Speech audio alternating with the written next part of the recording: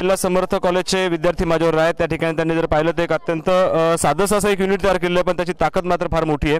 शेतीच्या विविध कामासाठी ते उपयोगी येणारं मशीन आहे। पाहूयात आपण काय काय तयार केलं त्यांनी, हे त्यांच्याकडून आपण समजून घेणार आहोत। प्रथमतः मी JMRTचा या ठिकाणी आभार मानतो, कारण आम्हाला अशा प्रकारची संधी त्यांनी दिली। आता या मशीनमध्ये आपल्या मशीनचं नाव आहे मल्टीपर्पज ॲग्रिकल्चर मशीन, जी फक्त आपण शेतीसाठी बहुउद्देशीय मशीन बनवलेली आहे, ज्याच्यामध्ये एक किंवा एकापेक्षा जास्त ऑपरेशन आपण ॲट अ टाईम करू शकतो।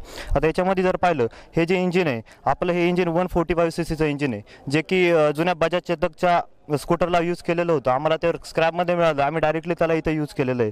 त्याचबरोबर आपलं पेट्रोलचा जो सप्लाय तो 1.2 लिटर पर आवर एवढं त्याचं ॲव्हरेज त्या ठिकाणी चालतं आहे। मल्टीपर्पजमध्ये आपण कोळपणीसुद्धा, बाजरीच्या शेतामध्ये आपण त्याला कोळपणी पण करू शकतो आणि ॲट अ टाईम आपण फवारणी पण या पंपाच्या द्वारे करू शकतो। याच्यानंतर याची जी काही इलेक्ट्रिकल एनर्जी आपण इंजिनमधून सप्लाय होते, ती इलेक्ट्रिकल एनर्जी डायरेक्टली आपण कनेक्ट बॅटरीला केलेली आहे। जो बॅटरीवरचा पंप आहे तो डायरेक्टली चार्ज होतो आणि चार्ज झाल्यानंतर आपण ते सेपरेट युनिट घेऊन सुद्धा आपण डायरेक्टली फवारणीला करू शकतो। त्याच्यानंतर फ्युचर डेव्हलपमेंटमध्ये जर आपण पाहिलं तर याच्यामध्ये आपण ऊसाची सरी फोडणी यंत्र सुद्धा त्या ठिकाणी मागे आपण ॲडजस्टमेंट केलेली, ते सुद्धा बसू शकतो। आणि दुसरं म्हणजे याच्याऐवजी हा बॅटरी पंप आहे, याच्याऐवजी आपण एक STP वगैरे सुद्धा त्या ठिकाणी बसू शकतो, जेणेकरून आपल्याला दुसरं काही वांग्याचं किंवा टोमॅटोचं जे शेत आहे त्याच्यामध्ये आपण इझिली त्या ठिकाणी फवारणी करू शकतो। आणखी फ्युचर डेव्हलपमेंट जर आपण याच्यामध्ये पाहिलं तर रोटर किंवा नांगर हे आपण याला कपल करू शकतो, कारण की आपल्या इंजिनची पॉवर एवढी हाय आहे की 7 HP, ज्याच्यामध्ये 4 बैलांची सुद्धा ताकद आहे, एवढी हाय त्याची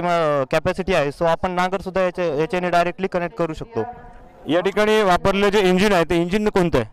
हे बजाज चेतकचं आपल्याला जुन्या स्कूटरचं इंजिन आहे। याच्यामध्ये काय केलेलं आहे बघा, ज्या जुन्या स्कूटर होत्या त्यांना एक गिअर असायचा, याच्यामध्ये एक गिअर सुद्धा आपण डायरेक्टली फक्त एक गिअर टाकायचा, ते डायरेक्टली चालणार आहे। याच्यामध्ये आपण पाहिलं तर इकडे ॲक्सेलरेटर, इकडे क्लच दिलेला आहे, क्लच करून आपण त्याचा एक गिअर टाकू शकतो। किती सीसीचं मशीन आहे? हे 145 cc चं इंजिन आहे। 145 cc इंजिनच्या माध्यमातून असा दावा केला आहे की जवळपास 4 बैलांची ताकद या ठिकाणी, आणि याच्या माध्यमातून कल्टिवेटर असेल, प्लाऊ असेल, सीड्रिल असेल, रोटावेटर असेल, अशा अनेक माध्यमांचा वापर करून शेतीची ही जी अवजारे ती अवजारे चालू जातील। कमीत कमी खर्चामध्ये लवकरात लवकर जास्तीत जास्त काम कशा पद्धतीने केलं जाऊ शकेल, शेतीचं काम लवकर उरकता कसं येईल आणि खर्च देखील कसा कमी येईल, यासाठी केलेला हा या विद्यार्थ्यांचा हा एक प्रयत्न।